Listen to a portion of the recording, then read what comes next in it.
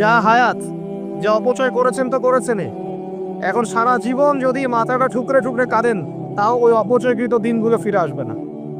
শিক্ষা নেবেন না এখান থেকে। 30 বছর চলে গেছে মানে 30 বছর আল্লাহর নাফরমানি করেছেন, সারা জীবন মাথা ঠুকরে কাঁদলেও ওই 30 বছর ফিরে আসবে না। আসবে যুবক ভাই। অতএব কি করা উচিত? ফিরে আসা উচিত নাকি এভাবেই চলতে থাকবে? লেখা হয়ে গেছে, বাড়বেও না কমবেও না। 2, রিজিক কি কি পাবেন, আপনার রিজিক সব লেখা হয়ে গেছে। এখন এখন আপনারা কি রিজিকটাকে হালাল পথে চাচ্ছেন না হারাম পথে? যদি হালাল পথে চান ওই অ্যামাউন্ট অফ রিজিকই পাবেন, যদি হারাম পথে চান ওই রিজিকই পাবেন, এর বাইরে যাবে না রিজিক। যাবে যাহলে সবর করেন, আল্লাহ পাক হালাল পথেই রিজিক দিবে ইনশাআল্লাহ তাআলা। রিজিক বৃদ্ধির জন্য কিছু আমল আছে, তার মধ্যে শ্রেষ্ঠ আমল হচ্ছে নামাজ, এর সাথে চাষতের নামাজ পড়া। চাষ মানে সালাতুদ দুহা, এর আগে ইশরাকের নামাজ আছে। রিজিক বৃদ্ধির জন্য আত্মীয়তার সম্পর্ক বজায় রাখতে হয়, আত্মীয়তার সম্পর্ক বজায় রাখলে রিজিক প্রশস্ত হবে। বেশি বেশি যে আল্লাহ জিকির করে এবং কোরআন তেলাওয়াত করে তার রিজিক বাড়ে আলহামদুলিল্লাহ, এবং যে আল্লাহর রাস্তায় খরচ করে তার রিজিক বাড়ে। এই রিজিক বাড়ার কিছু পলিসি আছে। সবচেয়ে শ্রেষ্ঠটা হচ্ছে নামাজ, আল্লাহর জিকির তেলাওয়াত, এরপর আমলের মধ্যে আত্মীয়তার সম্পর্ক বজায় রাখা। নবীজি বলছেন কেউ যদি চায় যে তার রিজিকটা লম্বা হোক, হায়াতটা লম্বা হোক, সে যেন আত্মীয়তার সম্পর্ক বজায় রাখে। আত্মীয়তার সম্পর্ক এখন আস্তে আস্তে নষ্ট হয়ে যাচ্ছে না? খেয়াল করে দেখেন, আত্মীয়তার সম্পর্ক আপনি বজায় রাখবেন। মনে রাখবেন, আমি বারবার একটা কথা বলেছি আপনাদের ওয়াজ মাহফিলে, যে পৃথিবীতে যে কাজই করবেন আল্লাহর সন্তুষ্টির জন্য করবেন। আত্মীয়তার সম্পর্ক বজায় রাখবেন আল্লাহর সন্তুষ্টির জন্য, তাদের কাছে কিছু পাওয়ার আশায় না। যখনই আপনি কারোর কাছে কিছু পাওয়ার আশা করবেন আপনি কষ্ট পাবেন। যখনই কারোর কাছে কিছু পাওয়ার আশা করবেন আপনি কষ্ট পাবেন। কারোর কাছে এত বেশি পাওয়ার আশা করবেন না। কার কাছে পাওয়ার আশা করবেন? আল্লাহর কাছে, যে আমি এই কাজটা করছি আল্লাহ আমাকে পুরস্কার দিবে ইনশাআল্লাহ। আমি আত্মীয়তার সম্পর্ক বজায় রাখছি কেন? আল্লাহর কাছে রিজিকে বরকতের আশায়, আল্লাহর সন্তুষ্টির জন্য। মনে রাখবেন প্রিয় ভাইয়েরা, আমল কবুল হওয়ার শর্ত মোটামুটি 3টা। কয়টা? 1 নম্বর, আমলগুলো হতে হবে আল্লাহর সন্তুষ্টির জন্য। 1। 2 নম্বর, আমলটা হতে হবে রাসূলুল্লাহ সাল্লাল্লাহু আলাইহি ওয়াসাল্লামের পদ্ধতিতে, অন্য কারো পদ্ধতিতে নয়। 3 নম্বর, আমলটা করার জন্য আপনার রিজিকটা হতে হবে হালাল। হারাম রিজিকের আমল আল্লাহর কাছে কবুল হয় না। আল্লাহ পাক আমাদের সবাইকে হালাল রিজিকের ব্যবস্থা করে দিন এবং রিজিকটাকে প্রশস্ত করুন, আমিন। তো রিজিক লেখা হয়ে গেছে 2। 3 নম্বর, লেখা হয়ে গেছে এ ব্যক্তি কি কি কাজ করবে দুনিয়ায়, এ ব্যক্তি দুনিয়ায় কি কি কাজ করবে সব লেখা হয়ে গেছে। এখন যদি একটা চোর বলে যে আল্লাহ পাক আমার তাকদীরে লিখেছিলেন যে আমি চুরি করব, তাই আমি চুরি করেছি। এখন যদি একজন ধর্ষক বলে আল্লাহ আমার তাকদীরে লিখেছিল যে আমি ধর্ষণ করব, তাই ধর্ষণ করেছি। এখন যদি যারা এই জনগণের কিছু সম্পদ আত্মসাৎ করে খেয়ে ফেলছে তারা যদি বলে আল্লাহ তাকদীরে লিখছিলেন জন্যই দুর্নীতি করেছি, তাহলে কথাটা কি হবে? গ্রহণযোগ্য হবে? এখন যদি দলিল দেয় তাকদীরে তো লেখা ছিল। এই আকীদাটার নাম হচ্ছে জাবারিয়া আকীদা। কি আকীদা? জাবারিয়া। এমন একজন ব্যক্তি উমর রাদিয়াল্লাহু আনহুর দরবারে এসেছিল, চোর চুরি করেছে, ধরা পড়েছে। উমর রাদিয়াল্লাহু আনহু বলেছেন হাত কেটে ফেলো। তখন সে বলছে যে আমার হাত তো কাটা যাবে না। কেন? আল্লাহ পাক তাকদীরে লিখেছেন আমি চুরি করব, তাই চুরি করেছে। উমর রাদিয়াল্লাহু আনহুর সামনে এই কথাটা বলেছে। আর উমর রাদিয়াল্লাহু আনহু কি বিচক্ষণ মানুষ ছিলেন না বোকাশোকা ছিলেন? বলেন, তার মতো শাসক পাওয়া যাবে? তার মতো আরো একজন শাসক আসবে ইনশাআল্লাহ পৃথিবীতে। তার নাম কি? নবী ঈসা আলাইহিস সালাম ইনশাআল্লাহ তাআলা। এবং তার আগে আরো একজন ইমাম আসবেন। তার নাম কি? তার নাম হচ্ছে মুহাম্মদ। কি নাম? তার নাম মুহাম্মদ, তার উপাধি হচ্ছে মাহদি। কখন আসবেন? যখন পৃথিবীতে যুদ্ধ বিগ্রহ ছড়িয়ে পড়বে, ব্যাপক আকারে মালহামা চলবে, তখন আসবেন। কাদের পক্ষে আসবেন? মুসলিমদের পক্ষে। কি উদ্দেশ্যে আসবেন? সারা বিশ্বে জুলুম তুলে ফেলার জন্য। এবং আরেকটা কি উদ্দেশ্য? ওই জেরুজালেম উদ্ধার করার জন্য। কোন জেরুজালেম? যেটা এখন ইহুদিরা দখল করে আছে। চারপাশে আরবরা, মাঝখানে ও কেমন করে দখল করে আছে? আরবদেরকে হাতের মুঠোয় নিয়ে নিয়েছে। এই কারণে মুনাফিকদের উপর টিকে আছে সে, এবং তার পশ্চিমা মিত্রদের উপর টিকে আছে। ঈসা আলাইহিস সালাম কেন আসবেন? এই জায়গাটা পুনরুদ্ধার করার জন্য। ঈসা আলাইহিস সালাম কি পরাজিত হবেন না বিজয়ী হবেন? কত বছর বিশ্বে শাসন করবেন? 40 বছর। এগুলো হবে বিশ্বে, এগুলো হওয়া এখনো বাকি আছে। আরও কি হবে? মুসলিমরা কনস্ট্যান্টিনোপল আবার জয় করবে। এই কনস্ট্যান্টিনোপলের মধ্যে ফিতনা দেখা দিবে অচিরেই, মুসলিমরা ওটা আবার দখল করবে ইনশাআল্লাহ তাআলা। আরও কি হবে? বললাম ভূমিকম্পের বছরগুলো আসবে সামনে, এবং মুতায়রুন শাদীদ, মহামারীও আসবে। আরও কি? বড় বড় 3টা ভূমিকম্প বাকি আছে এখনো। আগে বলেছি লেকচারে, একটা পৃথিবীর পূর্বে, একটা পশ্চিমে, একটা মাঝখানে। এগুলো এখনো বাকি আছে। বিশ্বে অনেক কিছু হওয়া এখনো বাকি আছে। এখন যা দেখছি এগুলোই সব না, এগুলো চলে যাবে। সময় কি হবে? চলে যাবে। আরও নতুন সময় আসবে ইনশাআল্লাহ তাআলা। আমাদের দায়িত্ব কি? আমাদের দায়িত্ব পরিস্থিতি বুঝে দিন ধরে রাখা, আমল করা এবং মানুষকে দিনের দিকে আহ্বান করা। আমরা যদি দায়িত্ব পালন না করি তাহলে কি হবে? আল্লাহ পাক আমাদেরকে সরিয়ে দিয়ে নতুন কওম নিয়ে আসবেন। আল্লাহ পাক সূরা মুহাম্মাদে বলেছেন, ওয়াইন তাতাওয়াল্লাউ, তোমরা যদি মুখ ফিরিয়ে নাও, ইয়াস্তাবদিল কওমান গায়রাকুম, আল্লাহ পাক নতুন কওমকে তোমাদের জায়গায় স্থলাভিষিক্ত করবেন। সুম্মা লা ইয়াকুনু আমসালাকুম, তারা তোমাদের মতো হবে না, মানে আমাদের মতো অপদার্থ হবে না। উম্মার বিজয়ের শর্ত কি? আল্লাহ সূরা মুহাম্মাদই বলেছেন, ইন তানসুরুল্লাহা ইয়ানসুরুকুম, তোমরা আল্লাহর দ্বীনকে সাহায্য করো, তবেই আল্লাহ তোমাদেরকে সাহায্য করবে। ওয়া ইউসাব্বিত আকদামাকুম, তোমাদের পা আল্লাহ দৃঢ় করে রাখবেন। আমরা আল্লাহকে সাহায্য না করলে আল্লাহ পাক আমাদেরকে সাহায্য করবেন না। আল্লাহ পাক সূরা রা'দের মধ্যে বলেন, ইন্নাল্লাহা লা ইউগাইয়িরু মা বিকওমিন হাত্তা ইউগাইয়িরু মা বিআনফুসিহিম, আল্লাহ পাক কোনো কওমের অবস্থা ততক্ষণ পরিবর্তন করেন না যতক্ষণ না সেই কওম তার নিজের অবস্থার পরিবর্তনের চেষ্টা করে। তাহলে আমাদের পরিবর্তন কেন হচ্ছে না? কারণ আমরা নামাজ ছেড়ে দিয়েছি। 90% মুসলিমের দেশে কত পার্সেন্ট নামাজ পড়ে চিন্তা করে দেখবেন। আমরা কোরআন ছেড়ে দিয়েছি। 90% মুসলিমের দেশে কত পার্সেন্ট বিশুদ্ধ করে কোরআন তেলাওয়াত করতে পারে? একটু খোঁজ নিয়ে দেখবেন। কোরআন সুমারি করে দেখেন, নামাজ সুমারি করে দেখেন, তাহলে বুঝতে পারবেন। আর যারা কোরআন পড়তে জানে তাদের মধ্যে কত পার্সেন্ট কোরআনের অর্থটা বোঝে, এটা আরও বড় বিষয়। তারপরে আবার কারা মেনে চলে, এটা আরও বড় বিষয়। আর আমরা কতজন মানুষ দ্বীন ইসলামকে সামগ্রিক দিন হিসেবে মানি, এটাও একটা বড় বিষয়। আমরা মানি ঠিকই, আংশিক। যেমন ইবাদত বন্দেগী জীবনে মুসলমান, অর্থনৈতিক জীবনে গিয়ে আবার সুদখোর, এমন না বিষয়টা? এমন হয় না বিষয়টা? ইবাদত বন্দেগী জীবনে আমি পাক্কা মুসলিম, কপালে সেজদার দাগ আছে মাশাআল্লাহ, দাড়ি টুপিও আছে মাশাআল্লাহ, কিন্তু ব্যবসায় গিয়ে মাপে কম দিচ্ছি না? ব্যবসায় গিয়ে আমি হারাম ভেজাল দিচ্ছি কিনা? এরকম হচ্ছে কিনা? হচ্ছে। কিন্তু সে কিন্তু মুসলিম এবং নামাজও পড়ে। তা আমাদের সমস্যা ভাই এখানেই। এখন এই সমস্যাটা সলভ করলে ইনশাল্লাহ সব সমস্যা সলভ হয়ে যাবে ইনশাল্লাহ। সমস্যাটা কি? আমরা ইসলামটাকে আংশিকভাবে মানি, পরিপূর্ণ জীবনে ইসলাম বাস্তবায়ন করতে পারছি না। আপনি হয়তো কেউই পারছি না। ফখর করলে বলার নাই যে আমি খুব পারছি, আসলে আমিও পারছি না। কারণ এই যুগে এটা পারাটা খুব ডিফিকাল্ট। এই যুগে পারাটা কি খুবই কঠিন, কিন্তু এটাই তো এই যুগের চ্যালেঞ্জ। নবীজি বলেছেন, তোমাদের সামনে এমন যুগ আসছে যে যুগে ঈমান ধরে রাখাটা হাতের মধ্যে আগুন ধরে রাখার মতো হবে। তবে সুসংবাদ ওই যুগে তাদের জন্যে যারা আমার সুন্নতকে আবার জীবিত করতে পারবে। যে আমার মৃত সুন্নতকে জীবিত করবে, আল্লাহ পাক তাকে 50 জন শহীদ সাহাবীর সমান নেকি আল্লাহ পাক ভালোবাসেন কিনা? তাহলে এই পুরো মহাবিশ্ব সৃষ্টি করে আল্লাহ পাক কি মহাবিশ্বের মধ্যে ভালোবাসা ছড়িয়ে দেন নাই? আল্লাহ রাব্বুল আলামিন 6 দিনে মহাবিশ্ব সৃষ্টি করে মহাবিশ্বের সব জায়গায় যার যার কাজ তাকে বুঝিয়ে দিলেন। কোন গ্রহ কি কাজ করবে, কোন সৌরজগৎ কেমন করে চলবে, দুনিয়া কিভাবে ঘুরবে, সূর্য কিভাবে উঠবে, চাঁদ কিভাবে আসবে, কোন মাখলুক কি কাজ করবে, ফেরেশতাদের কাজ কি হবে, ইত্যাদি ইত্যাদি। আল্লাহ পাক সমস্ত কাজ বুঝিয়ে দিলেন। সূরা আলিফ লাম মিম সেজদা, হামিম সেজদার মধ্যে আছে প্রত্যেকটা। আল্লাহ পাক পুরো মহাবিশ্বের দায়িত্ব বন্টন করে দিলেন। এবার আল্লাহ রাব্বুল আলামিন কি করলেন শোনেন।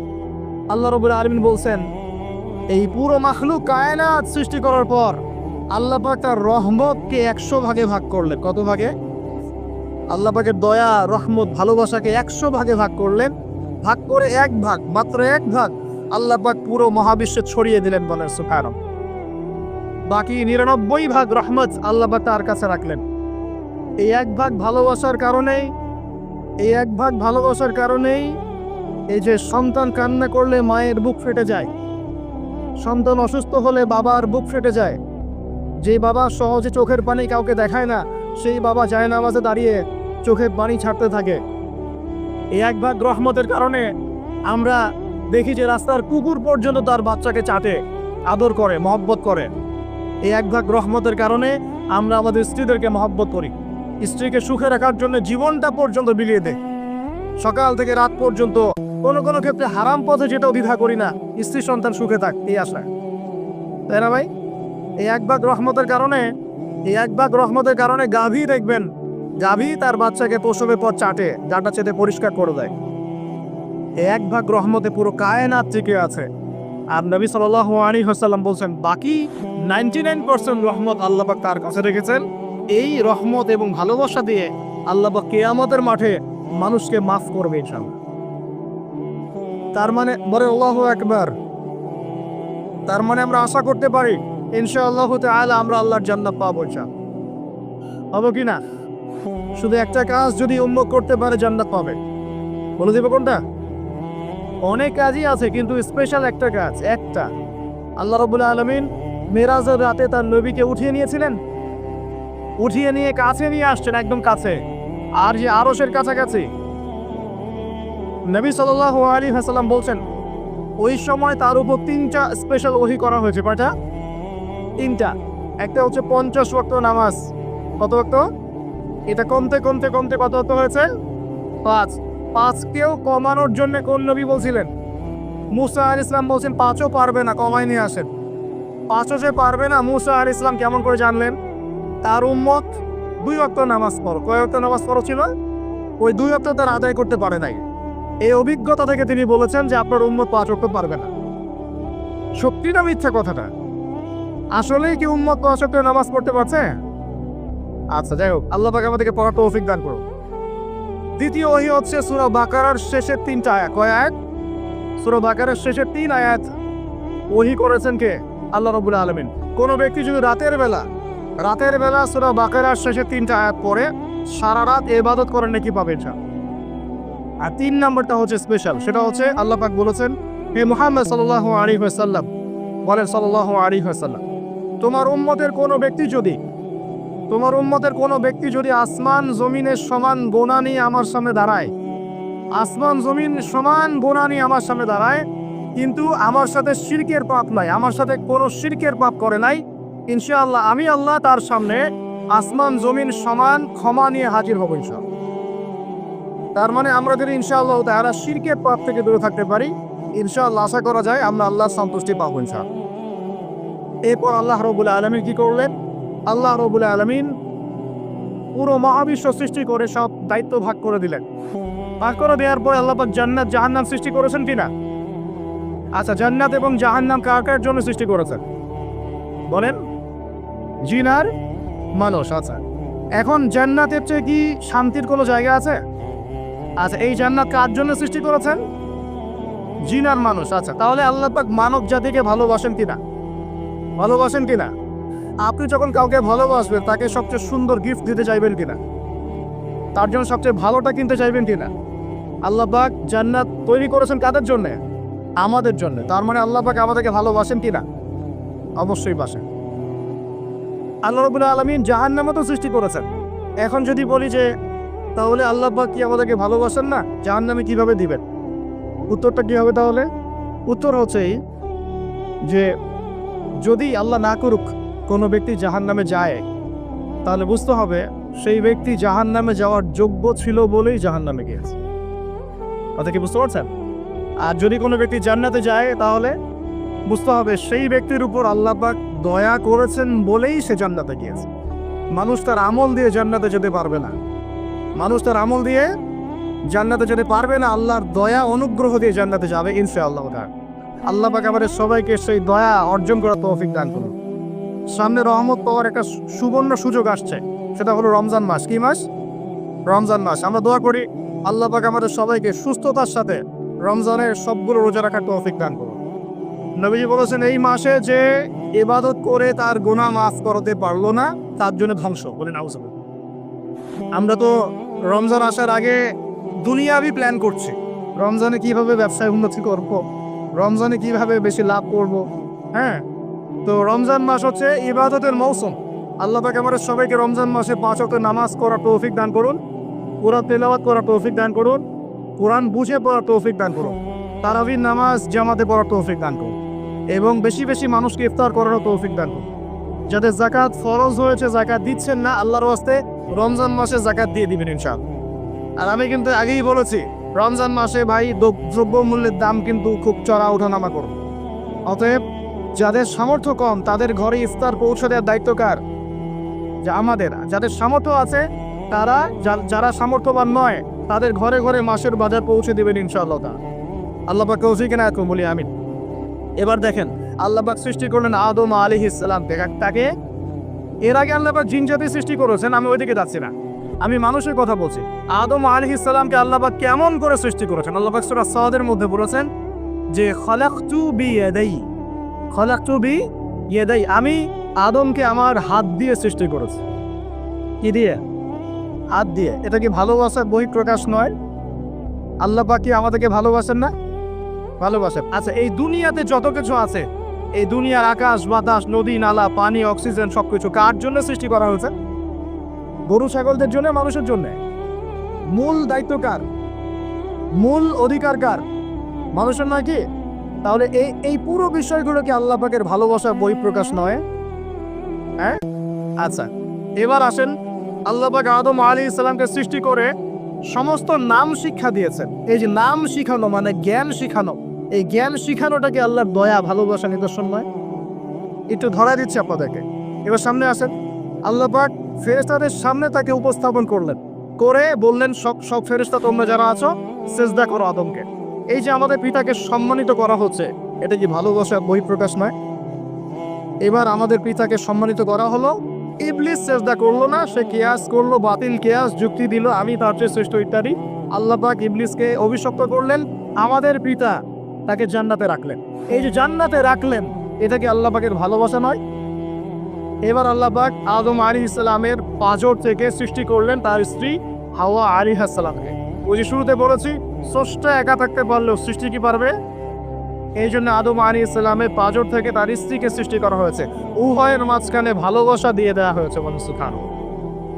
এই জিনা ভালোবাসার নিদর্শন নয়, বিয়ে শাদী হচ্ছে ভালোবাসার নিদর্শন। আল্লাহ পাক বলেছেন সূরা রুমের মধ্যে, ওয়াজআলা বাইনাহুমা মাওয়াজ্জাতা ওয়া রাহমা, আমি আল্লাহ স্বামী স্ত্রীর মধ্যে ভালোবাসা এবং হৃদ্যতা সৃষ্টি করে দিয়েছি। বলেন সুবহানাল্লাহ। তার মানে এই হারাম সম্পর্ক যেটা দেখছেন, এটা হলো একটা জেনার পথ। আর যখন আমরা হালাল ভাবে বিয়ে শাদী করবেন, আপনারা করবেন, তখন দেখবেন আল্লাহ পাকের পক্ষ থেকে ভালোবাসা সৃষ্টি হয়ে যাবে ইনশাআল্লাহ। অতএব ওয়াদা করতে পারি তো আল্লাহর কাছে যে নিজের চরিত্রকে পবিত্র রাখবো ইনশাআল্লাহ, হারাম করে সম্পর্কে যাবো না ইনশাআল্লাহ, কোনো সহি প্রেমেও যাবো না ইনশাআল্লাহ। এটা সহি প্রেম আবার কি জিনিস? দিনী ভাই দিনী বোনের মধ্যে এখন প্রেম চলে, এগুলো হয় না মাঝে মাঝে? এগুলোও বন্ধ, এগুলো বন্ধ করতে হবে। হালাল উপার্জনের সোর্স হয়ে গেলেই দিনদার মেয়ে রেখে বিয়ে করে ফেলবেন ইনশাআল্লাহ। অন্য কোনো পথে যাবেন না, কোনো হারাম পথে যাবেন না। ওয়াদা করেন ইনশাআল্লাহ? রাজি আছেন তো ইনশাআল্লাহ? আল্লাহ কবুল করুন, আমিন। আর বিয়ের সময় অবশ্যই দিনদারিতা দেখবেন, অন্য কিছু না। অন্য কিছু পরে, দিনদারিতা আগে। দিনদারিতা আছে, নামাজ পড়ে পর্দা করে মাশাআল্লাহ সব দিক ঠিক আছে, তারপরে দেখবেন আপনি অন্য কিছু, তার আগে না। কথা ঠিক আছে? একইভাবে মেয়েদের ক্ষেত্রেও, যে আগে দেখবেন না ছেলে কত বড় চাকরি করে, ছেলের কত বড় বাড়ি আছে গাড়ি আছে, এটা পরে। আগে দেখবেন ছেলে নামাজি কিনা, সুন্নত আছে কিনা, ইসলামের জন্য তার সফট কর্নার আছে কিনা, ইসলাম প্র্যাকটিস করে কিনা, এগুলো আগে দেখবেন। এগুলো না দেখলে কি হবে জানেন? বিয়ের 1 বছর 2 বছর পরেই বুঝতে পারবেন দুনিয়াটা জাহান্নাম হয়ে গেছে। না, দুনিয়াতেই তখন জাহান্নামের আযাবের সাধ্য করতে হবে। না, আল্লাহ পাক আমাদেরকে হেফাজত করবে। আমি তো এই যে আল্লাহ পাক আদম আলাইহিস সালামের পাঁজর থেকে সৃষ্টি করলেন কাকে, এবং ভালোবাসা দিয়ে দিলেন উভয়ের মাঝখানে, এটা কি আল্লাহ পাকের দয়া নয়? আল্লাহ পাক ভালোবাসেন না? এবার দেখেন গাছের কাছে যেতে নিষেধ করলে, আমি তো শর্ট করে বলছি, গাছের কাছে যেতে নিষেধ করলে তোমরা জান্নাতে থাকো, খাও, যা ইচ্ছা করো, কিন্তু বলে আচ্ছা করো হাদিহিস শাজারা, এই গাছের কাছেও যাবে না। এটা পরীক্ষা, জাস্ট একটা পরীক্ষা। এখানে কিন্তু বলা হচ্ছে গাছের কাছেও যাবে না, বলা হচ্ছে না যে গাছের ফল খাবে না। ঠিক যেমন আল্লাহ বলেছেন তোমরা জেনার কাছেও যাবে না। আল্লাহ পাক কিন্তু বলেন নাই জেনা করবে না, আল্লাহ পাক বলেছেন তোমরা জেনার কাছেও যাবে না। তো এখান থেকে আমরা এই হুকুমটার কঠোরতা বুঝতে পারি। তো প্রিয় ভাইরা, এখানে আমাদের পিতামাতা শয়তানের প্রলোভনে পড়ে গেলেন। কেন পড়লেন? শয়তান ওয়াসওয়াসা দিল যে আমি কি তোমাদেরকে এমন গাছের কথা বলে দিব যে গাছের কাছে গেলে বা যার ফল খেলে তোমরা চিরস্থায়ী জীবন পাবে এবং তোমরা ফেরেশতা হয়ে যাবে, এরকম কথা বল, এবং তোমরা কোনোদিন মরবে না। হাল আদুল্লুকা আলা শাজারাতিল খুলদি ওয়া মুলকিন লা ইয়াবলা, এই দুটো ওয়াসওয়াসা, চিরস্থায়িত্বের ওয়াসওয়াসা এবং অমরত্বের ওয়াসওয়াসা দিয়ে আমাদের পিতামাতাকে নিয়ে গেল। এখন আমাদের পিতামাতা কি ফল খেয়েছিলেন কি খান নাই? আচ্ছা, এখন আল্লাহ পাকের দৃষ্টিতে অন্যায় হয়েছে কিনা? এরপরে আমাদের পিতামাতা কি করলেন? বললেন রব্বানা যালামনা আনফুসানা ওয়া ইল্লাম তাগফির লানা ওয়া তারহামনা লানাকুনান্না মিনাল খাসিরিন। এই যে দোয়াটা তারা করলেন, এই দোয়াটা করার পরে আল্লাহ পাক কি তাদেরকে মাফ করে দিয়েছেন কি দেন নাই? বলেন, কথা বলেন। আল্লাহ পাক মাফ করে দিয়েছেন কি দেন নাই? এই যে অন্যায় করার পরেও আল্লাহ যে ক্ষমা করে দেন, মানে গুনাহ করার পরেও যে আদম সন্তানকে আল্লাহ পাক মাফ করে দেন, এটা কি আল্লাহ পাকের রহমত, দয়া কি নয়? আচ্ছা, এটা আল্লাহ পাকের নিদর্শন ছিল ভালোবাসার। এরপর আল্লাহ পাক দুনিয়াতে পাঠিয়ে দিলেন, কারণ এটা পরীক্ষা। দুনিয়াটা পরীক্ষার জায়গায়, পরীক্ষা দিচ্ছি আমরা এখানে। এখন পরীক্ষার ক্ষেত্রে কি আল্লাহ পাক আমাদেরকে একা ছেড়ে দিয়েছেন? আল্লাহ পাক কি আমাদেরকে একা ছেড়ে দিয়েছেন? না, আল্লাহ পাক দুনিয়াতে পাঠিয়ে আমাদেরকে গাইডলাইন দিয়েছেন কিনা, কিভাবে চলতে হবে, কি করা যাবে কি করা যাবে না, কিভাবে চলবো কিভাবে চলবো না। আল্লাহ পাক কি ওহী নাজিল করেছেন কিনা? এই ওহী নাজিল করাটা কি আল্লাহ পাকের রহমত কিনা, আল্লাহ পাকের দয়া কিনা, ভালোবাসা কিনা? আল্লাহ পাক কি একা ছেড়ে দিয়েছেন না নবী রসুল পাঠিয়েছেন? এই যে নবী রসুলদেরকে পাঠিয়েছেন, এই নবী রসুলগণকে আল্লাহর পক্ষ থেকে রহমত কিনা? বলেন। না হলে আমরা কি করতাম? দুনিয়াতে কেমন করে চলতাম, কিভাবে পথ খুঁজে পাইতাম, কেমন করে ইবাদত করতাম, আমরা কি জানতে পারতাম? আল্লাহ পাক রহম করে, ভালোবেসে, দয়া করে নবী রসুল পাঠিয়েছেন, আসমানি কিতাব পাঠিয়েছেন, বলেন সুবহানাল্লাহ। এখন এই নবীদের সিলসিলায় আল্লাহ পাক যে সর্বশেষ নবী মুহাম্মদ সাল্লাল্লাহু আলাইহি ওয়াসাল্লামকে পাঠিয়েছেন, এইটা দয়া কি না? এটা আল্লাহ পাকের দয়া নয়? আল্লাহ পাকের রহমত নয়? আল্লাহ পাক কি বলেন নাই যে তিনি হচ্ছেন রাহমাতুল লিল আলামিন, তিনি পুরো বিশ্ব জগতের রহমত নয় কি? আচ্ছা, এখন আমাদেরকে যে আল্লাহ পাক নবী মুহাম্মদ সাল্লাল্লাহু আলাইহি ওয়াসাল্লামের উম্মত বানালেন, এটা কি আরো বড় রহমত কিনা? বলেন তো। জান্নাতে যাবে 120 কাতার মানুষ। কত কাতার? 120 কাতার মানুষ ইন টোটাল জান্নাতে যাবে। তার মধ্যে উম্মতে মুহাম্মাদের কত কাতার জানেন? 80 কাতার। কত কাতার? বলেন সুবহানাল্লাহ। তাহলে এটা কি আল্লাহ পাকের দয়া নয়? আল্লাহ আমাদেরকে ভালোবাসেন না? আচ্ছা, আল্লাহ পাক যে আমাদের কাছে তাওরাত, জাবুর, ইনজিল না পাঠিয়ে আল কোরআনের মতো কিতাব পাঠিয়েছেন, যে কিতাবের সমস্ত সমাধান আছে, এটা আল্লাহ পাকের রহমত, দয়া নয়, ভালোবাসা নয়? আচ্ছা, এখন আল্লাহ পাক দুনিয়াতে চলার জন্য আমাদেরকে জীবন দিয়েছেন, হায়াত দিয়েছেন, সুস্থতা দিয়েছেন, পরিবার দিয়েছেন, আমাদের ব্যবসা বাণিজ্য দিয়েছেন, আমাদের স্ত্রী সন্তান দিয়েছেন, আমাদেরকে চলাফেরা করার ক্ষমতা দিয়েছেন। একটা চোখ নষ্ট হয়ে গেলে বুঝতে পারে মানুষ যে কত কষ্ট হচ্ছে, একটা পা না থাকলে বুঝতে পারে কত কষ্ট হচ্ছে। এই করোনার সময় যারা শ্বাস নিতে পারে নাই, তাদের কত কষ্ট হয়েছে। সুস্থ আছি, সুন্দর আছি, পরিবার আছে, আল্লাহ রিজিক দিচ্ছেন, 3 বেলা খাওয়াচ্ছেন, কাপড় দিচ্ছেন, শিক্ষার ব্যবস্থা করছেন, ইবাদত করার সুযোগ দিচ্ছেন, গুনাহ করলেও আবার মাফ করে দিচ্ছেন। এই সব কিছুকে আল্লাহ পাকের ভালোবাসা নয়? এই ভালোবাসাগুলো কি নিঃস্বার্থ ভালোবাসা না স্বার্থ ভিত্তিক ভালোবাসা? এই আল্লাহ পাকের কোনো স্বার্থ আছে? আল্লাহ পাক আমাদের কাছে কিছু চান, রিজিক চান, টাকা পয়সা চান? আল্লাহ পাকের যদি ইবাদত করে আমরা ছেড়ে দেই, আল্লাহর কোনো ক্ষতি হবে? আমরা ইবাদত করে ভাসিয়ে ফেললাম, আল্লাহর কোনো লাভ আছে? আল্লাহ পাকের শক্তি কি আরো বেড়ে যাবে না কমবে? নাকি যেমন আছে তেমনই থাকবে? আল্লাহ রাব্বুল আলামিনের শান শওকত কি আরো বেড়ে যাবে, নাকি আল্লাহ পাকের শান শওকত কমে যাবে? আল্লাহ রাব্বুল আলামিন যেমন, আল্লাহ পাক তেমনই থাকবেন, তাই নয় কি? আল্লাহ পাকের যে বিশাল খাজানা আছে, আমরা যদি ইবাদত করে ভাসিয়ে ফেলি, খাজানা কি বেড়ে যাবে? আমরা যদি সবাই ইবাদত করে ছেড়ে দেই, খাজানা কমে যাবে? আল্লাহ পাকের কোনো স্বার্থ আছে আমাদের ভালোবাসার? কোনো স্বার্থ নাই। তাহলে আল্লাহ পাক এই পুরো বিশ্ব জগৎ সৃষ্টি করেছেন নিঃস্বার্থভাবে, তার স্বার্থ ছাড়া। এত অসংখ্য নেয়ামতে আমাদেরকে ভর্তি করে রেখেছেন আমাদের স্বার্থে, তার কোনো স্বার্থ নাই। কোনো স্বার্থ আছে? এই পরীক্ষায় পাশ করলে আমরা আবার জান্নাতে যাব ইনশাআল্লাহ। ওই জান্নাতে যাওয়ার পরে কি আমাদের স্বার্থ থাকবে না আল্লাহ পাকের স্বার্থ থাকবে?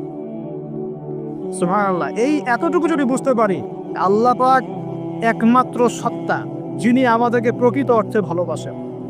বাকি যত কিছু আছে আমাদের চারপাশে, এই ভালোবাসাগুলোর পিছনে একটা একটা স্বার্থ থাকে।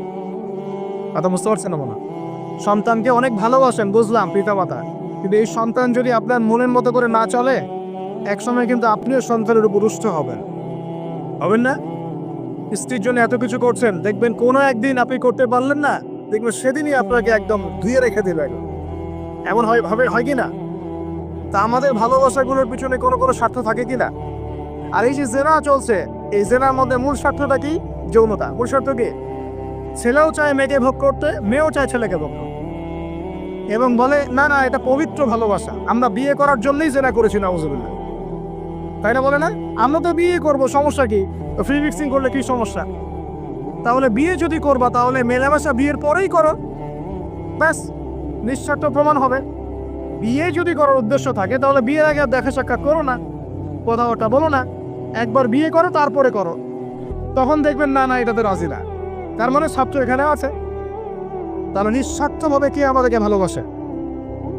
অতএব প্রিয় ভাইয়েরা এবং বোনেরা যারা শুনছেন লেকচার, নিঃস্বার্থভাবে যে সত্তা আমাদেরকে ভালোবাসেন সেই সত্তাকে ভালোবাসতে শিখুন।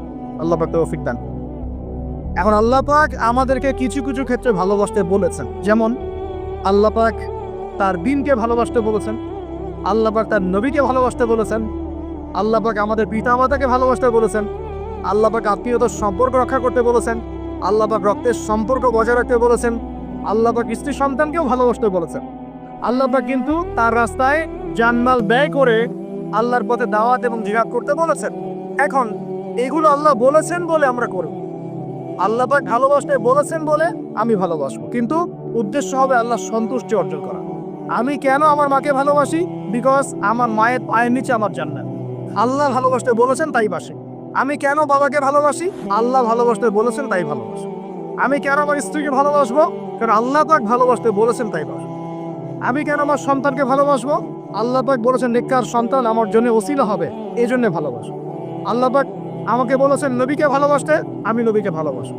আল্লাহ পাক যে বিষয়গুলোকে ভালোবাসতে বলেছেন আমরা অবশ্যই ভালোবাসবো স্যার, কিন্তু আল্লাহ পাককে আমাকে হারাম এই 14ই ফেব্রুয়ারির এই ভ্যালেন্টাইন্স ডেকে ভালোবাসতে বলেছেন? আল্লাহ পাক ইহুদি খ্রিস্টানদের সংস্কৃতিকে ভালোবাসতে বলেছেন? আল্লাহ পাকে জেনা করতে বলেছেন? এই ফ্রি মিক্সিং করতে বলেছেন? আল্লাহ পাক পতিতাকে রক্ষা করতে বলেছে? গার্লফ্রেন্ডকে ফুল দিতে বলেছে? আল্লাহ রাব্বুল আলামিন কি বলেছে বিয়ের আগে শারীরিক সম্পর্ক করো? আল্লাহ পাক বলেছে যে আজকে সকালে সম্পর্ক করো, কালকে ব্রেকআপ, তারপর আরেকটা মেয়ের সাথে, তারপর আরেকটা ছেলের সাথে? আল্লাহ পাক ফোনে এসব প্রেম করতে বলেছে? আল্লাহ পাক এগুলো হারাম করেছেন, বাস আমি করবো না, সিম্পল। নিজের প্রবৃত্তি অনেক কিছু চাইবে, নিজের প্রবৃত্তিকে আল্লাহর সামনে আত্মসমর্পণ করার নাম হচ্ছে ইসলাম। মন যাচাই তা করা যাবে না কেন? কারণ আমি কারাগারের জীবনে বসে আছি। কারাগারের মধ্যে মন যাচাই তাই করা যাবে। এই কাজগুলো কখন করব? আমি বিয়ে শাদী করার পরে করব। বিয়ে শাদী করবেন, আপনি স্ত্রীকে নিয়ে ঘোরেন, স্ত্রীকে নিয়ে আল্লাহর সৃষ্টি দেখেন, স্ত্রীকে নিয়ে আপনি বাইকে ঘোরেন, রিক্সায় ঘোরেন, চটপটি খান, ফুচকা খান, আইসক্রিম খান, কোনো সমস্যা নেই। এবার তো যুবকরা বলবে যে ভাই বিয়ে শাদী তো দেয় না, কি করব? আমি পরামর্শ দিচ্ছি বড় ভাই হিসেবে, প্রথমে হালাল রিজিকের সোর্স করতে হবে। রিজিকের সোর্স না করে বিয়ে করা যাবে না, আত্মসম্মান থাকবে না। তাহলে পুরুষ মানুষের আত্মসম্মান কখন চলে যায়? যখন হাত পাততে হয় তখন।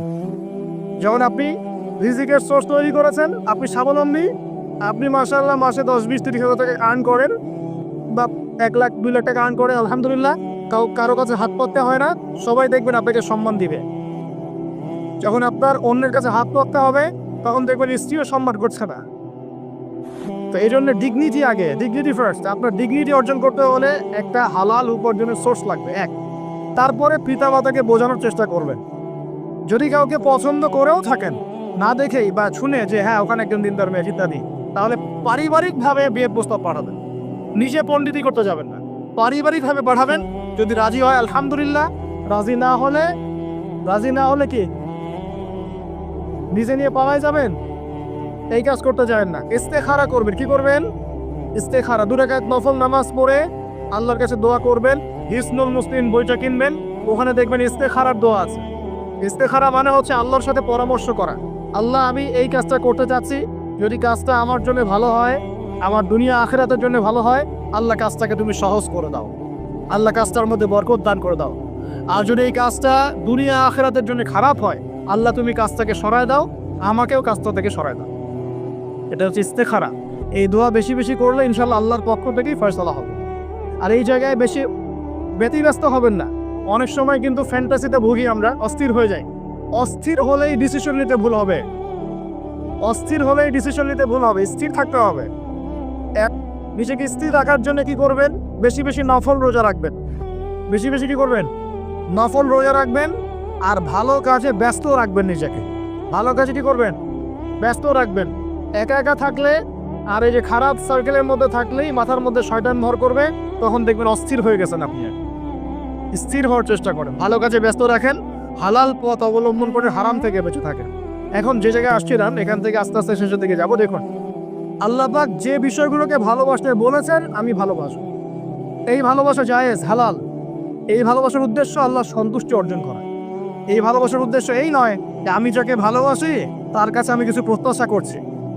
না, আমি কিছু প্রত্যাশা করছি না, আমি প্রত্যাশা করছি আল্লাহর সন্তুষ্টি। তখন দেখবেন সে আপনাকে কষ্ট দিলেও আপনি সবর করতে পারবেন। কেন সবর করতে পারবেন? কারণ আপনি তো আল্লাহর সন্তুষ্টির জন্য তাকে ভালোবাসছেন, আপনার তো কোনো স্বার্থ নাই। এখন আপনি দেখবেন রিল্যাক্স থাকতে পারবেন, সম্পর্ক টিকেও থাকবে এবং আপনি ক্ষমা করতে পারবেন মানুষকে। যখন নিজের চাওয়াটাকে আপনি ইনফোর্স করতে চাইবেন, তখন কিন্তু আপনি এই সম্পর্ক নষ্ট করে ফেলতে পারেন, কারণ আপনি হক পাচ্ছেন না। সামনে আসেন।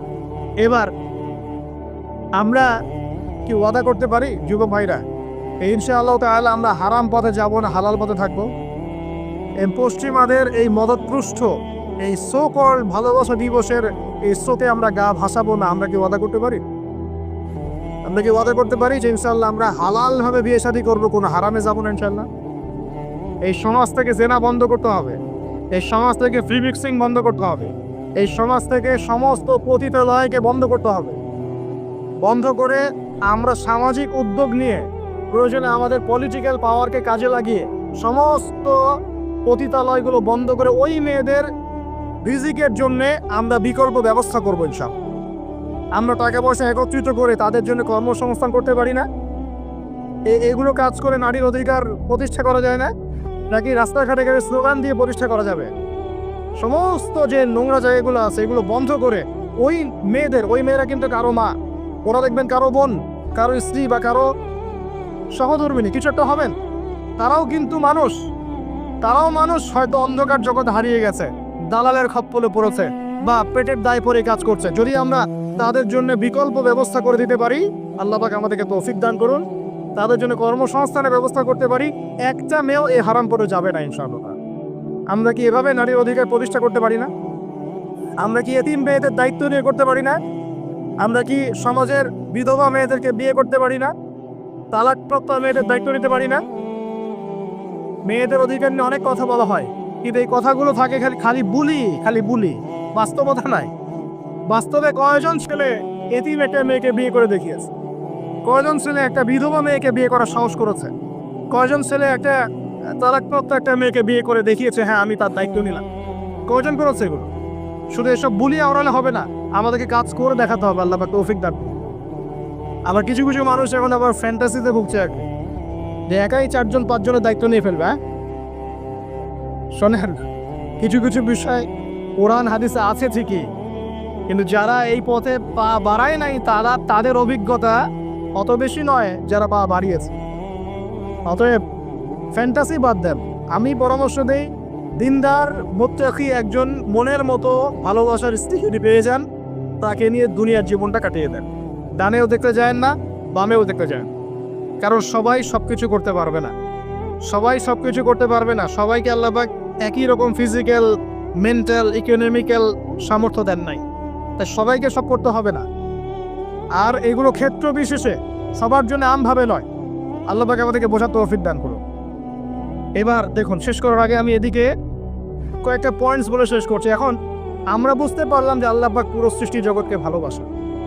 আল্লাহ পাক আমাকে ভালোবাসেন, আপনাকে ভালোবাসেন বলেই আজকে আপনি এখানে বসে আছেন। আল্লাহ পাক আপনাকে ভালোবাসেন বলেই লক্ষ লক্ষ কোটি কোটি মানুষ এখন জেনা করছে। আজকের দিনে আপনি ওয়াজ মাহফিলে বসে আছেন। আল্লাহ পাক আপনাকে ভালোবাসেন বলেই আপনি আল্লাহকে সেজদা দেওয়ার তৌফিক পেয়েছেন। আপনি লা ইলাহা ইল্লাল্লাহ কালিমা শিখেছেন। আপনি এই যে কোরআন পড়তে শিখেছেন, কোরআন পড়ছেন, হাদিস পড়ছেন, নবীর দ্বীনের প্রতি মহব্বত আছে। আল্লাহ আপনাকে ভালোবাসেন বলেই হচ্ছে। কখন বুঝবেন আল্লাহ আপনাকে ভালোবাসে?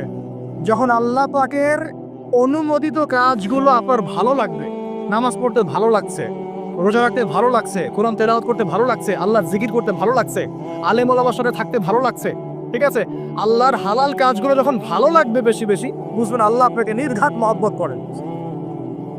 আর যখন আল্লাহ পাকে নিষেধগুলো, হারাম, মদ আমার ভালো লাগে না, জেনা ভালো লাগে না, আমার খারাপ জিনিস দেখতে ভালো লাগে না, খারাপ শুনতে ভালো লাগে না, বুঝবেন আল্লাহ আপনাকে ভালোবাসেন। আর যখন দেখবেন খারাপের পিছনে আপনার ঝোঁক বেশি, দুর্নীতি করতে ভালো লাগে, সুদ খাইতে ভালো লাগে, ঘুষ খাইতে ভালো লাগে, কাউকে ঠকাইলে মনে হয় আমি স্মার্ট হয়ে গেলাম, হ্যাঁ, মানুষের টাকা আত্মসাৎ করতে ভালো লাগে, নামাজ না পড়ে ঘুম দিতে ভালো লাগে, ঠিক আছে, রমজান মাসে বিড়ি টানতে ভালো লাগে, ঠিক আছে, মেয়ের সাথে যে টাঙ্কি মারতে ভালো লাগে, তখন বুঝবেন যে আল্লাহ আপনাকে এখনো ভালোবাসেন, বা আপনি আল্লাহর ভালোবাসা পাওয়ার যোগ্যতা হারিয়ে ফেলেছেন। আল্লাহ পাক আমাদেরকে বোঝার তৌফিক দান করুন। এখন আসি, আল্লাহ পাক এবং তার রাসূল আমাদেরকে এমন কি কি কাজ বলেছেন যেই কাজগুলো করলে আমরা সরাসরি আল্লাহর ভালোবাসা পাবো। জানার দরকার আছে কি নাই? আমি অল্প কয়েকটা কাজগুলো শেষ করছি। এক নাম্বার, আল্লাহ এবং তার রাসূল আমাদেরকে জানিয়েছেন আমরা যদি তাওহীদের উপর থাকতে পারি, একত্ববাদ, লা ইলাহা ইল্লাল্লাহ, আল্লাহর ভালোবাসা পাবো ইনশাআল্লাহ। যে ব্যক্তি শিরকের পাপে লিপ্ত আছে সে আল্লাহর ভালোবাসা পাবে না, যতক্ষণ না সে তওবা করে ফিরে আসে। অতএব আল্লাহর ভালোবাসা পাওয়ার জন্য এক নম্বর কাজ কি ভাই? আল্লাহর তাওহীদের কালিমা লা ইলাহা ইল্লাল্লাহ এর উপর থাকা, শিরক বাদ দেওয়া। শিরক সম্পর্কে জানার জন্য একটা বই পড়েন, কিতাবুত তাওহীদ। কি নাম বললাম? কিতাবুত তাওহীদ। একটাই পড়েন, দেখবেন ইনশাআল্লাহ শিরক কাকে বলে, কত প্রকার, কি কোন কাজ করলে শিরক হয় সব জানতে পারবেন ইনশাআল্লাহ। এই বইটা একটু কঠিন, এই বইটার ব্যাখ্যা বের হয়েছে, ব্যাখ্যা যুক্ত বই কিনবেন এবং যেগুলো বুঝবেন না ওলামায়ে কেরামকে জিজ্ঞাসা করবেন, কারণ সবগুলো কিন্তু বুঝতে পারবেন। এক নম্বর। দুই, নবী সাল্লাল্লাহু আলাইহি ওয়াসাল্লামের অনুসরণ করলে আল্লাহ আমাদেরকে ভালোবাসবেন। দলিল, আল্লাহ পাক সূরা আলে ইমরানের মধ্যে বলছেন 31 নম্বর আয়াতে আল্লাহ বলছেন, কুল, হে নবী আপনি বলে দিন, ইন কুনতুম তুহিব্বুনাল্লাহ, তোমরা যদি, হে আদম সন্তান, হে উম্মতে মুহাম্মাদি, তোমরা যদি আল্লাহর ভালোবাসা পেতে চাও, ফাত্তাবিউনি, তোমরা আমাকে অনুসরণ করো। কাকে? আমাকে বলতে কাকে? রাসূলুল্লাহ সাল্লাল্লাহু আলাইহি ওয়াসাল্লামকে। তাহলে কি হবে? ইউহিব্বুকুমুল্লাহ, আল্লাহ পাকও তোমাদেরকে ভালোবাসবেন। বলে সুবহানাল্লাহ, আল্লাহ আমাকে ভালোবাসবেন ইনশাআল্লাহ। আর কি? ইয়াগফির লাকুম যুনুবাকুম, আল্লাহ পাক তোমাদের সমস্ত গুনাহ মাফ করে দিবেন। আল্লাহু গফুরুর রহিম, আল্লাহ পাক পরম করুণাময়, অসীম দয়ালু। তার মানে আল্লাহকে পাওয়ার, আল্লাহর ভালোবাসা পাওয়ার দুই নাম্বার কি মাধ্যম? নবী সাল্লাল্লাহু আলাইহি ওয়াসাল্লামের সুন্নাত অনুযায়ী জীবন করা। ভাই শুরু করবো কোত্থেকে? শুরু করবেন চেহারা থেকে। কোত্থেকে? চেহারায় দাড়ি ছেড়ে দেবো ইনশাআল্লাহ, রাজি আছি তো? গোফ ছোট করে ফেলবো ইনশাআল্লাহ, রাজি আছি তো ইনশাআল্লাহ? চেহারায় সেজদার দাগ থাকবে ইনশাআল্লাহ, তার মানে নামাজি হতে হবে, ঠিক আছে? পোশাক পরিচ্ছদ হবে রাসূলুল্লাহ সাল্লাল্লাহু আলাইহি ওয়াসাল্লামের মতো, জিলে ঢালা মুত্তাকিদের পোশাক। চুল হবে কার মতো? মেসি নেইমারের মতো, নাকি রাসূলুল্লাহ সাল্লাল্লাহু আলাইহি ওয়াসাল্লামের মতো? এখনকার ছেলে পেলে মাঝখানে চুল রাখে, ডান দিক বাম দিক ছিলে ফেলে। ওনার সময় এই আমলগুলো করতেন, তাই আমি করব। আমার নবী এইভাবে ওযু করতেন, এইভাবে করব। আমার নবী এইভাবে ইস্তেনজা করতেন, পেশাব পায়খানা করতেন, ওইভাবে করব। এই যে এখনকার ইংলিশ টয়লেট, এই ইংলিশ টয়লেটে বসে নবীর মতো ইস্তেনজা করা যায় না। যাবে? ওলামায়ে কেরামকে জিজ্ঞাসা করেন, নবী সাল্লাল্লাহু আলাইহি ওয়াসাল্লাম বাম পায়ে ভর দিয়ে ইস্তেনজা করতেন। কোন পায়ে? এখন বসেন ইংলিশের উপরে, বাম পায়ে কেমনে বসবেন? সম্ভব? ওই যে আমি বলি, এটা মজা করে বলি, কষ্ট থেকেও বলি, একদম বৈশ্বিক পলিটিক্যাল সিস্টেম থেকে শুরু করে বাথরুমের টয়লেট পর্যন্ত সবকিছুই চলছে পশ্চিম আদর্শে। সবকিছু, এভরিথিং, একদম বাথরুমের কমোড পর্যন্ত। এখন তো কমোডও উঠাই দিচ্ছে, এখন সামনে একটা বালতি রেখে দেয় গামলার মতো, এখানেই পেশাব করতে হয়। দেখেন নাই মনে হয় আপনারা, দেখবেন অচিরে এগুলো আসতেছে সামনে, দাঁড়ায় বসার কোনো সুযোগ নেই। আর সবগুলো মাপ সমান। কারো হাইট যদি 6 ফুট, কারো 5 ফুট হয়, তখন কি হবে? অ্যাডজাস্ট করতে হবে ধরে তখন, নাকি? যুবকরা বুঝতে পারছে, তখন কাউকে লম্বা হতে হবে, কাউকে খাটো হতে হবে, মাপ তো সমান। আর সবার মাপ যদি সমান না হয়, এখন কি হবে? হ্যাঁ, আল্লাহ পাক বোঝার তৌফিক দান। এগুলো শয়তানি না বলেন। বসে ইস্তেনজা করতে হয় না? বসে ইস্তেনজা না, এই পেশাবে ছিটা ফোটার কারণে কবরে আযাব হয় না? আপনারা হাদিস তো জানেন না? নবীজি একটা কবরের পাশ দিয়ে যাচ্ছেন, তিনি থেমে গেলেন, থেমে গিয়ে বলছেন এই কবর দুটোতে আযাব হচ্ছে। কি হচ্ছে? কবরের আযাব তিনি জানলেন কেমন করে? আল্লাহ পাক তাকে জানিয়েছেন। আল্লাহ পাক তাকে খবর দিয়েছেন এই কবর দুটো কি হচ্ছে আযাব। নবীজি বলছেন এই কবর দুটোতে বড় কোনো পাপের কারণে আযাব হচ্ছে না। সাহাবীরা বলছে তাহলে কি কারণে হচ্ছে ইয়া রাসূলুল্লাহ? তিনি বলছেন একজন পেশাব পায়খানা করে স্পেশালি পেশাব করে এই ছিটা ফোঁটা থেকে সে সতর্ক থাকতো না। পেশাব করে ওই যে বলেন আমাদের ছেলেরা প্যান্ট খারাপ ভাই নামাজে যেতে পারবো না, নামাজে রাখলে বলে ভাই প্যান্ট নষ্ট। তোমরা ভালো করে হাদিসটা শোনো, এই ব্যক্তি বড় কোনো পাপ করে নাই, সে পেশাব করার পরে পবিত্র হতো না, মানে এ ছিটা ফোঁটা থেকে সাবধান থাকতো না, এই কারণে কবরে আযাব দেওয়া হচ্ছে, বলেন নাউজুবিল্লাহ। অন্য হাদিসে নবীজি বলেন বেশিরভাগ কবরের শাস্তি পেশাবের ছিটা ফোঁটার কারণে হয়ে থাকে। আস্তাগফিরুল্লাহ, বলেন নাউজুবিল্লাহ। এই টয়লেটগুলোর মধ্যে পেশাবের ছিটা ফোঁটা লাগে না, নাপাকি লাগে না, এগুলো শয়তানি না বলেন। আরেকটা কবর, সেই কবরে তিনি বলছেন এই কবরে আযাব দেওয়া হচ্ছে এই ব্যক্তি চগলখুরি করতো। কি করতো? চগলখুরি, মানে একজনের কথা আরেকজনকে লাগাইতো, আরেকজনের কথা আরেকজনকে লাগাই। এই কাজ করে না এখন সমাজের মানুষ? এই কাজ কিছু ফেসবুক আর ইউটিউবারও করো তোমরা। একজনের ভিডিও আরেকজনের বাসায় লাগাই দাও, আরেকজনের আরেকজনে লাগাই দাও, এই করে উম্মার মধ্যে বিভক্তি সৃষ্টি করতেছে। কিছু কিছু কারণে এইসব কারণেও রেস্ট্রিকশন দিতে হয়েছে আমাদেরকে, কিছু মনে করবেন না। কারণ আমরা দেখেছি এর গুড সাইড যেমন আছে, ব্যাড সাইড আরও বেশি আছে। এটাকে নিয়মতান্ত্রিকভাবে ইউজ করতে না পারলে ফিতনা বাড়তে থাকবে। আল্লাহ পাক আমাদেরকে বোঝার তৌফিক দান। প্রিয় ভাইয়েরা, প্রতিটা কাজ সুন্নত মতো করবো আমরা ইনশাআল্লাহ। এখন শুধু কি আমরা এই চেহারা সুরত ইস্তেঞ্জা খাওয়া দাওয়া এগুলোই নবীর মতো করে করবো, নাকি আমাদের ব্যবসা সমাজ পরিবার ইবাদত সবই করবো? এই জায়গায় সমস্যা কি, আমরা মাশাআল্লাহ দাড়ি টুপি রাখতে রাজি আছি, কিন্তু ব্যবসায়িক জীবনে হারাম ছাড়তে রাজি নাই, অর্থনৈতিক জীবনে সুদ ছাড়তে রাজি নাই, ঘুষ দুর্নীতি ছাড়তে রাজি নাই। আল্লাহ আমাদেরকে ছাড়ার তৌফিক দান করুন। আল্লাহ পাক আমাদেরকে পরিপূর্ণভাবে নবীর সুন্নাত পালন করার তৌফিক দান করুন। 1 নাম্বার আল্লাহর ভালোবাসা পাওয়ার মাধ্যম তাওহীদ, 2 নাম্বার নবীর সুন্নাত, 3 নাম্বার বেশি থেকে বেশি কোরআন তেলাওয়াত করা। কি করা? আমার সাথে বলেন, বেশি বেশি কি করা? কোরআন তেলাওয়াত করা। কেন? কারণ কোরআন হচ্ছে আল্লাহর কালাম। কোরআন কার কালাম? কোরআনের মধ্য দিয়ে আপনি আল্লাহর সাথে কথা বলতে পারবেন, বলেন সুবহানাল্লাহ।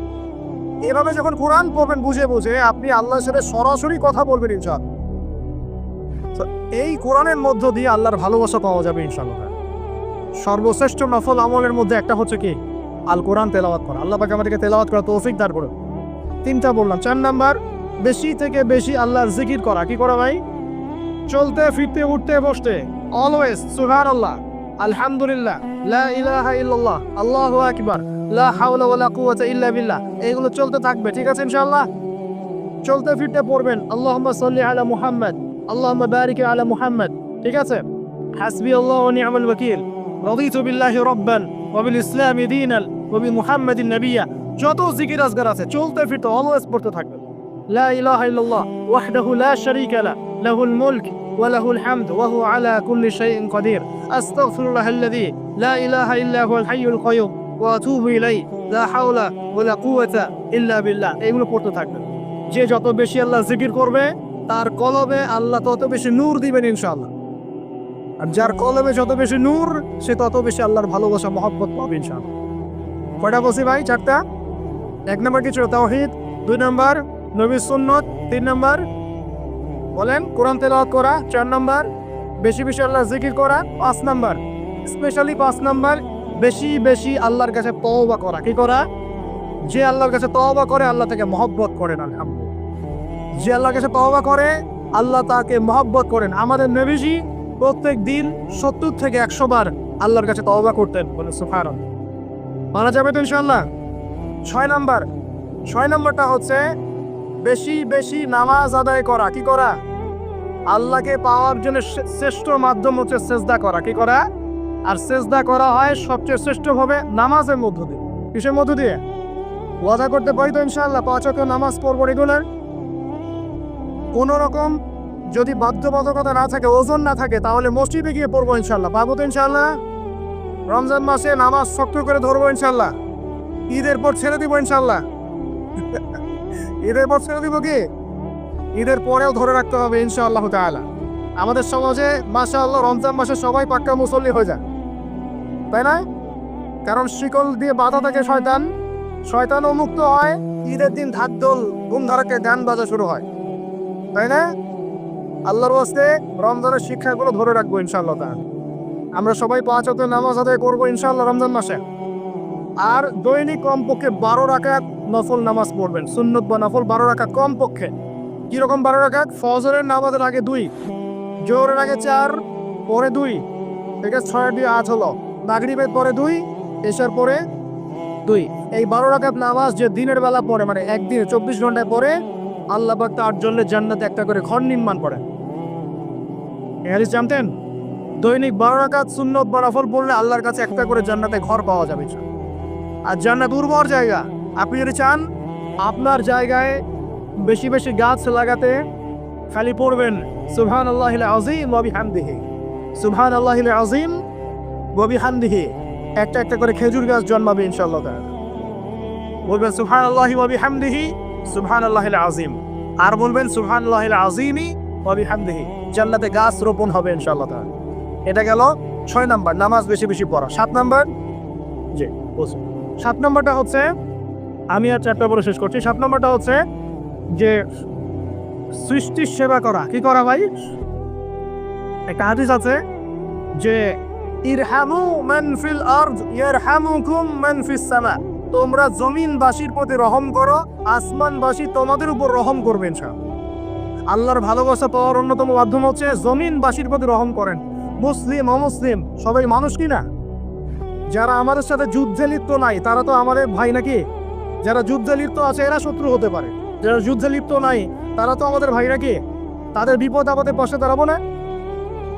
একটা প্রাণীর অধিকার যদি আপনি রক্ষা করেন, একটা বিড়ালকে পানি না দেওয়ার অপরাধে এক মহিলা জাহান্নামে গিয়েছে, আর একটা কুকুরকে পানি পান করানোর সওয়াবের এই কাজের বিনিময়ে এক মহিলা জান্নাতে গিয়েছে। সুবহানাল্লাহ।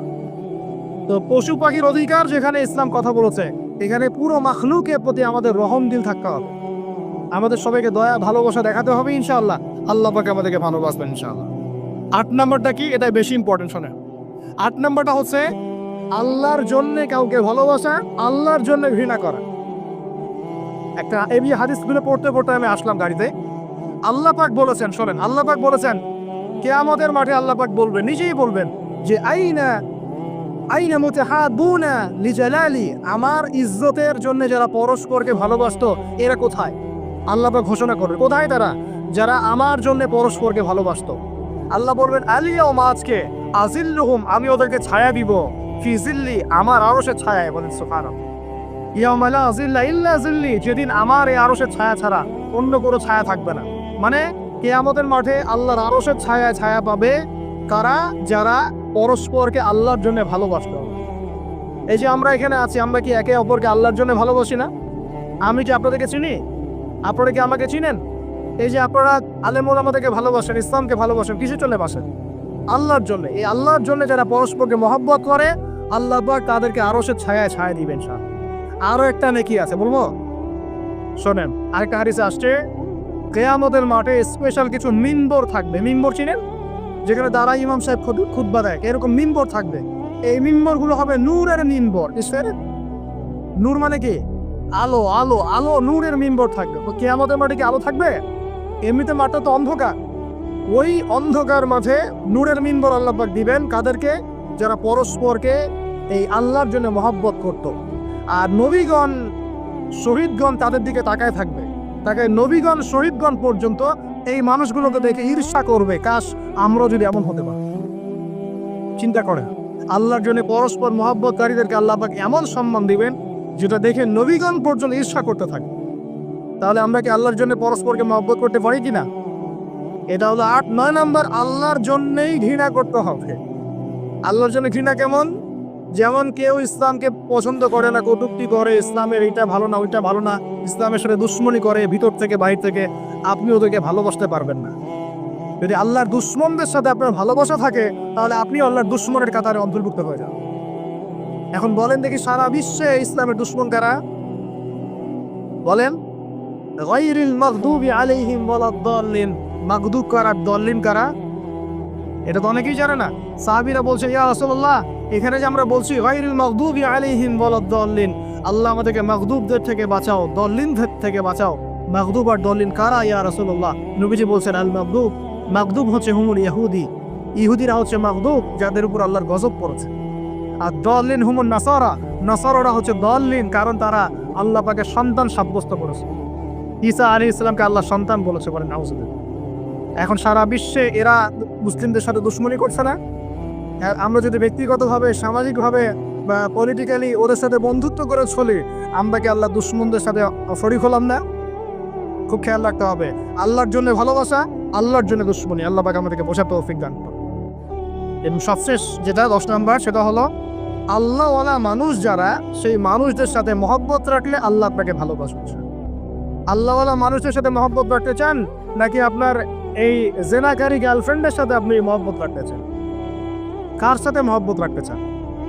মনের ভিতর থেকে সমস্ত রকম হিংসা, বিদ্বেষ, অহংকার, রিয়া, পরশ্রীকাতরতা এগুলোকে দূর করার তৌফিক আল্লাহ পাক দান করুন। আমরা দোয়া করি আল্লাহ পাক সবাইকে তাওহীদপন্থী হওয়ার তৌফিক দান করুন, নবীর সুন্নতের উপর আমল করার তৌফিক দান করুন। কেউ উঠবেন না, বসেন। নবী সাল্লাল্লাহু আলাইহি ওয়াসাল্লামের উম্মত হিসেবে তার সুন্নতকে সর্বোচ্চ অগ্রাধিকার দেওয়ার তৌফিক দান করুন। আল্লাহ পাক আমাদের সবাইকে আল্লাহ যাদেরকে ভালোবাসতে বলেছেন তাদেরকে ভালোবাসার তৌফিক দান করুন।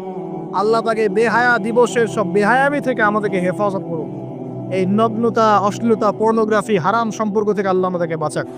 আল্লাহ পাক আমাদেরকে মাদক থেকে বাঁচাক। আল্লাহ পাক আমাদেরকে পরস্পরকে আল্লাহর জন্য ভালোবাসার তৌফিক দান করুন।